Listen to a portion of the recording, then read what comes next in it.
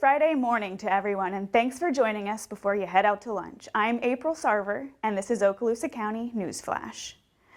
Just 2 days after getting the go-ahead, our frontline paramedics from Okaloosa EMS rolled out the first mobile testing site unit at Crestview Community Center in the northern part of the county. Commissioners approved testing twice a week in 5 preset locations. They are the Crestview Community Center, EMS Station 5 in Baker, Destin United Methodist Church, and the campuses of Northwest Florida State College in Fort Walton Beach and in Niceville. Any county resident can get a free test. Just remember to bring your driver's license or proof of county residency when you arrive.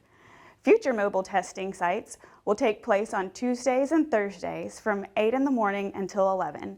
You can find the schedule on our website, myokaloosa.com.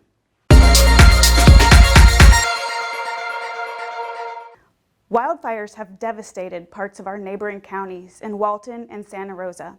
In order to reduce the risk for Okaloosans, the county commissioners enacted a burn ban, which runs until Tuesday the 19th. The ban prohibits outdoor burning, bonfires, campfires, warming fires, the use of outdoor fireplaces, chimneys, and cooking fires not contained in a gas or charcoal grill. For more information on the fires and the burn ban, visit myokaloosa.com. We have more information for you there. County commissioners reopened county offices this week. You'll now be able to drop checks off at the Water and Sewer Department, apply for a building permit in person, and other tasks which had closed due to the coronavirus.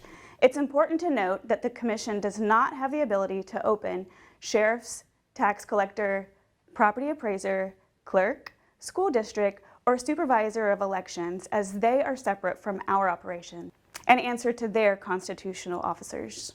In addition, Okaloosa County Public Transit EC Rider will resume normal routes as part of the Commission's decision to return to regular operations.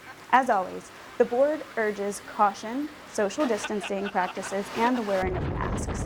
The work on the Southwest Crestview Bypass continues to plug along, despite the problems it faced during the COVID-19 pandemic.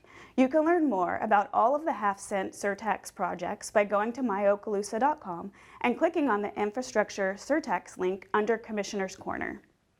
Currently, workers are moving utilities in order to widen the PJ Adams Parkway portion of the bypass.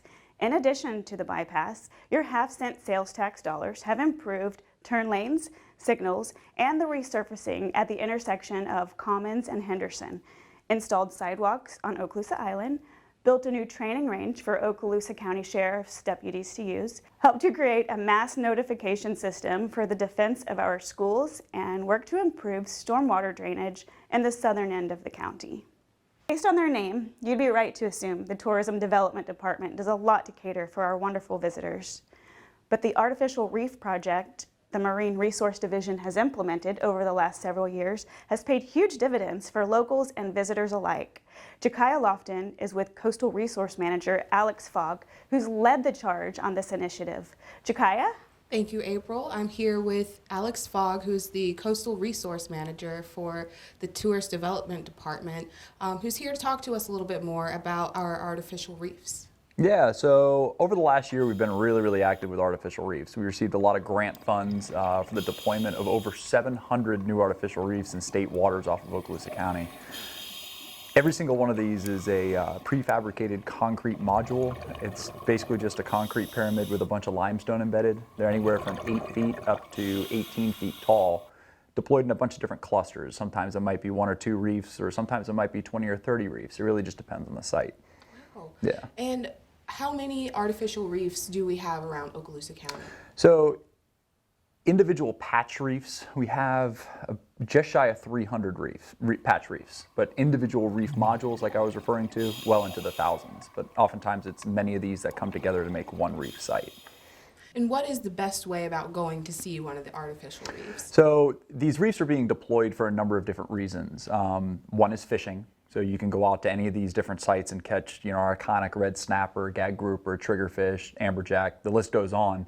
But divers are something that's really starting to, take off in our destination. Creating all these different reef sites in relatively shallow waters, because they're all in state waters, makes them ideal locations for people to go diving. And the visibility of the water here is generally pretty good. It gets a little bit cold in the wintertime, but in the summertime it's outstanding diving. So if you have a chance to get out there, I highly recommend it. Thank you. All right, thank you so much, Alex. And back to you, April.